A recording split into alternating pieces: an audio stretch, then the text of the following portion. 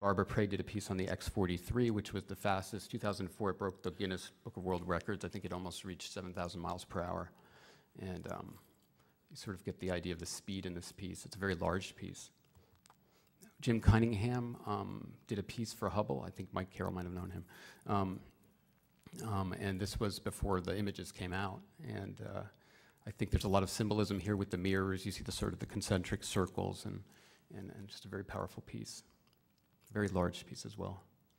I have to sort of enunciate that artists don't get very much money. I think the current commission is $2,500. So they're doing it basically out of love for the agency. They know that we're a government agency. We don't have a lot of money. And in fact, I have no budget this year. Next year, I hope to have a little bit of one.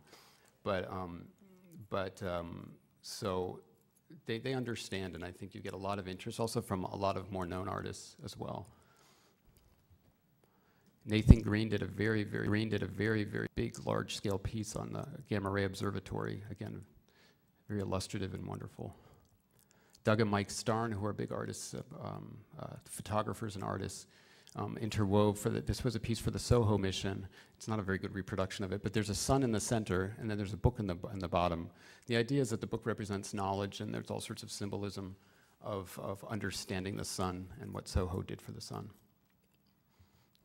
Dan Zeller did a piece on Titan, which is right here, one of Saturn's moons, and quite a wonderful piece as well, very intricate. Russell Crody, who's an artist out in LA, he did a piece called Mars Part 2. He did a series of pieces. He actually went to Mount Wilson and looked through the telescope there and looked at Mars very carefully. And then he wrote this sort of stream of consciousness poetry all around the piece, which is quite powerful. He has his own observatory actually in Malibu. He has a little observatory there that he built in like a shack. It's really cool. Judy Eisler did a piece on the Mars exploration rover, the Mars Explorer rovers, Spirit and Opportunity. And what she did was she took the animation and she sort of found the spot that she thought best represented where the robotic elements and the technological elements sort of met with something more human. So it actually looks like an embryo. And it's sort of interesting. And she said when she first caught this moment, she started to cry. And that the idea is that she sort of touched upon the humanization, which I think George Butler, we worked with George Butler very much on roving Mars. There's this sort of humanization of the rovers, which you don't see. It has this sort of extra special significance, I think. And George really captured that in roving Mars as well. Yeah, I'm just about done. These are the last ones. Evie Day did a piece called Wheel of Optimism, where she actually got a sample of a real Mars rover tire and created a terrarium inside of it of Mars. And then Renwick is the last one. He did a piece called Mission to Mars, which is, he had envisioned in 1990 what Martian exploration would be in 2019. Obviously, we're not there, but this was his visions of that. Lastly, in the 1990s, latter 1990s, Dan Golden, the administrator of NASA, sort of tasked us to reach out to different art forms. And we were able, and we got a little bit more money, and we were able to commission some really interesting pieces by the Kronos Quartet and Laurie Anderson and different people. Namjoon Pike we did some work with. And we also did some work with the National Symphony with Emile Decoux, who's here today. This was a piece we had commissioned back in 2002 called Sun Rings, which had traveled around the world and was about the Voyager mission, and basically was based on an experiment by Don Gurnett called the Plasma Wave Experiment, which was trying to track the sounds of space as part of the Voyager mission, and it was the 25th anniversary of the Voyager mission, so we thought we'd commission a piece using these sounds of space. So the Kronos Quartet got in touch with Terry Riley, who's sort of the father of minimalism, and the piece was created and has since been really wonderful. I actually had a clip which I left at my office, and I was really bummed.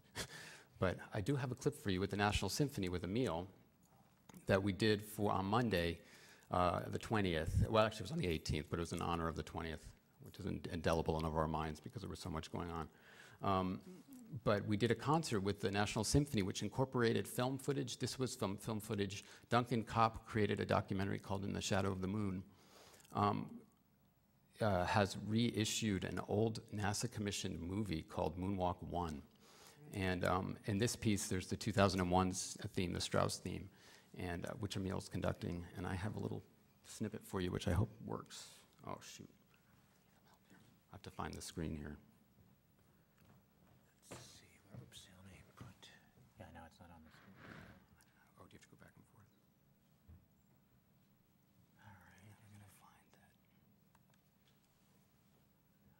hopefully it's at the right spot. And I'll move it over to Emil, but thank you so much. Just make sure it's up. The man whose challenge to the nation began what so many here helped to bring to fruition.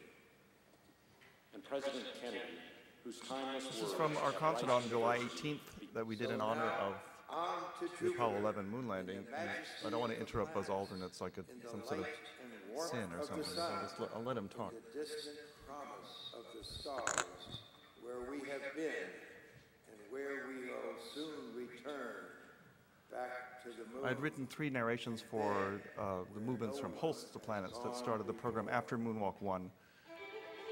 And there's Jupiter, of course, that we ended. Those are the last of the 3 excerpts we did. This started out in... It sort of jumps around a lot. I don't know how to work the volume here. That's the opening of the concert, where the concertmaster comes out. We started it with the theater in blackness and President Kennedy's famous speech that he gave at Rice University as an excerpt.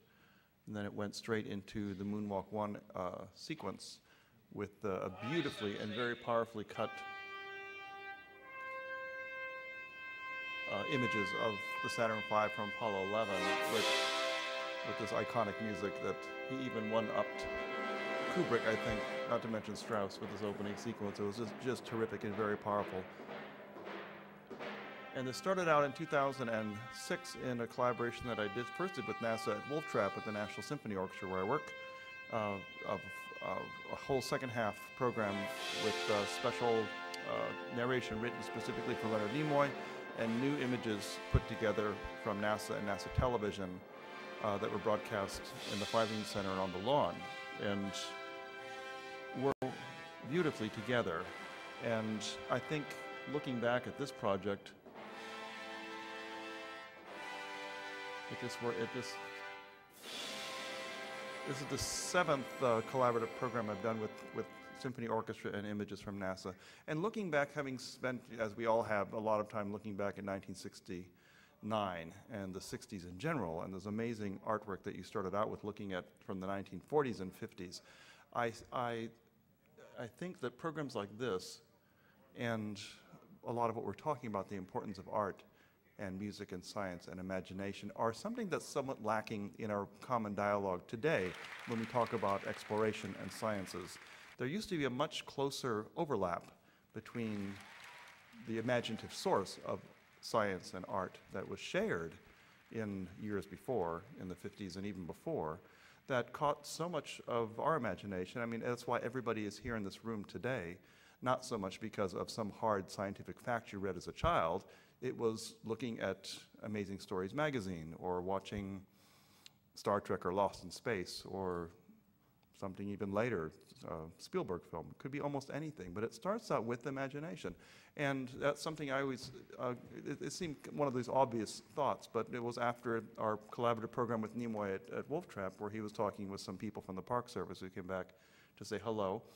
And he said that that is really the one thing that really shares a very deep and strong commonality, is that both of those disciplines start out with this mysterious pool of imagination and what does not yet exist and how it comes to be.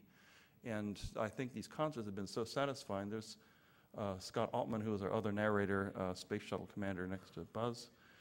And what made this evening so special for me and for my colleagues on stage and the people in the hall was that in a funny, odd way, combining things that seem a bit disparate, light music, serious music, images from the surface of the moon, Dvorak opera arias, John Williams music, the U.S. Army Chorus, Gene Kranz. It was an amazing, I think, inspired grab bag of people and events that came together as a whole, and was, I think, informed in that sense of imagination and hopefulness that we had in 1969.